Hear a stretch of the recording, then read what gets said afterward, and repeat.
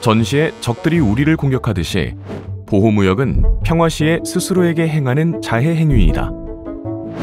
19세기 경제학자 헨리 조지가 국가 간 자유무역을 방해하는 보호무역주의 행태를 비판하며 한 말입니다. 헨리 조지가 21세기 현재의 글로벌 경제 메커니즘을 지켜봤다면 다음과 같은 말을 덧붙였을 겁니다. 덤핑은 빼고.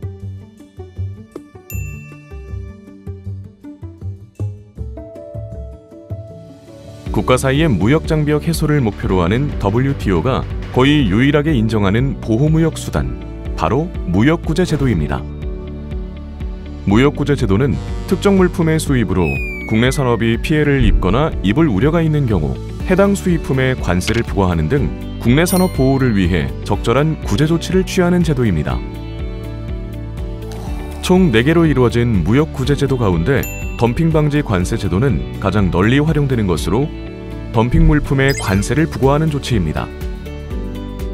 WTO 체제에서 가장 강력한 무역구제 조치이자 국내 산업의 보호수단으로 꼽히는 이 제도는 다음의 3가지 요건을 충족할 때 발동됩니다. 첫째, 덤핑 행위가 존재하고, 둘째, 해당 덤핑 물품을 생산하는 국내 산업에 실질적인 피해가 있어야 하며, 셋째, 덤핑 수입과 피해 사이에 인과관계가 존재해야 합니다. 이 같은 조건을 충족할 경우 조사당국은 정상 가격과 덤핑 수출 가격의 차액 범위 내에서 해당 수입품에 덤핑 방지 관세를 부과하게 됩니다. 반덤핑 조사는 국내 생산자나 생산자 단체, 주무부 장관에 의해 신청이 가능합니다. 가장 일반적인 사례인 국내 생산자 신청의 경우 다음과 같은 요건을 충족해야 합니다. 예를 들어 덤핑 수입으로 피해를 입은 특정 업계의 생산자들이 다음과 같은 입장을 보였다고 가정해 보겠습니다. 이 경우 응답자의 50% 이상 찬성, 국내 총생산량의 25% 이상 찬성 요건을 모두 충족시켜 조사 착수가 가능합니다. 반면 다음과 같은 사례처럼 응답자 50% 이상이 찬성하더라도 찬성업체의 생산량이 국내 총생산량의 25%에 미치지 못하면 신청은 기각됩니다.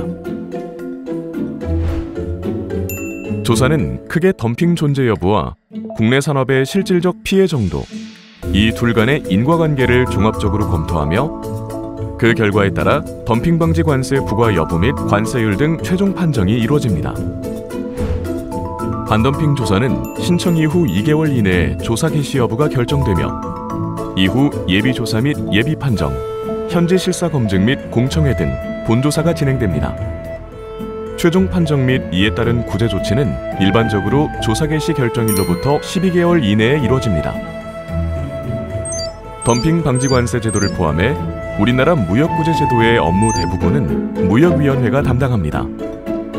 반덤핑 조치 여부를 최종 판정하는 총 9명의 무역위원회 위원은 국제통상, 법률, 경제, 지식재산권 등 관련 분야의 최고 전문가로 구성되어 있습니다.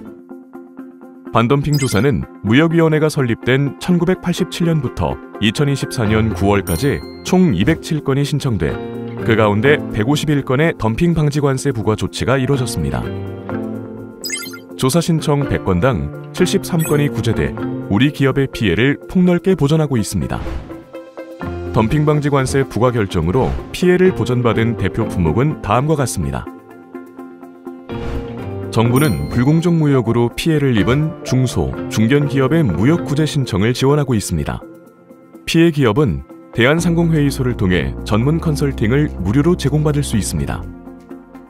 또한 정부는 무역구제 조사 신청 시 5천만 원 한도에서 무역구제 대리인 선임 비용의 50%를 지원하고 있습니다.